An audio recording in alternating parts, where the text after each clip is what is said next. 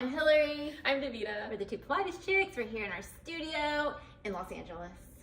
And today we decided we had a little bit of time to do a studio chat to talk about the planes of motion, because we recently had a question about it where somebody was feeling a little bit confused about which Pilates movements, which movements were within which planes of motion. So it's easy to get confused by, because we were talking about it and we think it's because in the diagram of the planes, it looks like you're being cut in certain areas, and the way in which it's cut, people think, oh, if it's cut this way, that means I'm cut right to left, so the movement's right to left. But no, that's what gets confusing. So I'm just gonna pop on a little picture of our planes of motion, which you can just Google 3 planes of motion and just get plenty of these sorts of photos. So the first one that we can go through is the sagittal, because that tends to be the first one that people discuss when they're talking about the planes of motion. So the easiest way that we've found to think about it is if you're in a doorway. So if you're standing in a doorway, I'm the body. Hilary's our body. If Hilary is standing in a doorway, and if the doorway is going this way, so if she wanted to walk through the doorway, she would go sideways through the doorway. So just to orient, so our sagittal plane is cutting us in half, right and left. But if you want to go through the door is here. So if I was walking through it normally, I would go this way. Yeah. That's sagittal. So sagittal is anything, because it cuts us this way, it's anything where you're going to do a flexion or an extension going through that door frame where you're still within your door frame. She's the door frame. So any motions where you're flexing and extending with any part of the body, if it's trunk, head, arms, legs. So one of the confusing things is pulling straps, which is within the sagittal plane, because if you're laying down, you're pulling your arms backwards. So that's within your sagittal plane, because it's going in a frontward, backwards, flexion, extension motion. Other things like just the 100, the roll up, any kind of flexion movement coming through, any extension movement going back of any body part. So then we have our coronal plane, oh, there you go. And so the coronal, or sometimes it's called frontal plane, cuts us in half, front and back.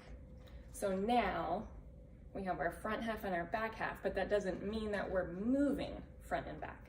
So now if Hilary's in our door frame, is it still this way? no, now we'll face the door frame this way. So that's our door here now. So now our door is here. Okay. So if you want to walk through your door, you would go your normal way through a door. So any motion has to be within your door frame. So because we're cut where our door is that way, and we're cut in front and back, to stay within our door frame, we would be going anything that's abduction, adduction movements, or lateral flexion side motions.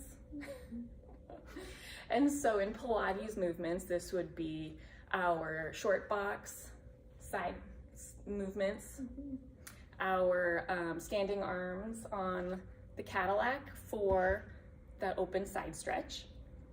Yep. And I think you said side split too. Oh, side splits. Side split. Yep, side splits on the reformer. So you're working within all of those abduction, adduction, side flexion movements. That's your coronal plane. So then the transverse, instead of our doorway, we think that we're standing in the middle of a table. So Hilary's just stuck in the middle of a table. Here's the table. A table. Oh, there we go. I'll be like this. Yeah. Here's my That's the table. So in the middle of your table, in order to maintain within your table space, you can only really rotate and move within circular motions to stay within this plane of table. So anything with the rotational aspect, so we have like a spine twist or anything of that nature, that's very much within that table.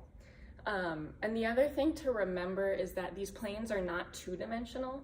because we are in 3D space and we are 3D. So like for this table, this table is not just right here as a table, but it's an entire cylinder, right? So the rotational movement could also just be like a pivot of the head that's within that transverse plane, having that rotational aspect of the cervical spine, the head. So any sort of rotational movement within that whole plane, that whole cylinder of that round shape is that plane. So think of it in a 3D motion of your door frames. Think of it, the way in which the plane goes, the way that you get split is not the motion you go in. So the way in which you get split, if you are being split right to left, you're moving front and back. That is the trick. We're not flat. Yeah. So we're not cartoon characters. see if that helps a little bit. Let us know if you have any other questions about it. And Google 3 planes of motion and just kind of look at that. The split is not the motion.